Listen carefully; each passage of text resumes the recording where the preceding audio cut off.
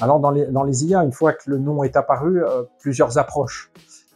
Et on le fait de manière très rétrospective. À partir du moment où, dans les années 2015, le traitement des images par des réseaux de neurones profonds, ce qu'on appelle aujourd'hui des IA connexionnistes, on est remonté en arrière. Qu'est-ce qu'on faisait avant? Juste avant de faire ça, on faisait des systèmes basés sur des règles qu'on appelle maintenant IA symboliques, pour pouvoir les comparer, qui nous permet de dire si A alors B, et un certain nombre de règles comme ça, qu'il était très facile d'expliquer, mais très compliqué à mettre en œuvre parce qu'il fallait être expert du domaine pour pouvoir le faire.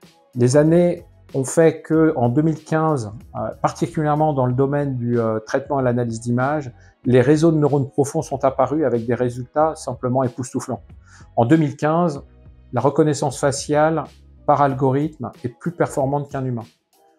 Donc on atteint des sommets qu'on n'a jamais atteints avec les IA symboliques. Et est né comme cela les IA connexionnistes, basées sur des réseaux de neurones profonds, basés sur un apprentissage des données elles-mêmes, qui ont permis de non plus avoir la nécessité absolue d'un expert pour codifier les règles, mais une nécessité absolue d'avoir des données représentatives des éléments que nous sommes en train de traiter. Le mouvement s'est encore plus accéléré en 2017 suite à la communication d'un article scientifique des équipes de recherche de Google qui ont mis en capacité les machines à apprendre sur des gros volumes. Et là est né ce qu'on appelle les LLM, Large Language Model, bien évidemment mis en évidence sur tout ce qu'on appelle aujourd'hui l'IA générative.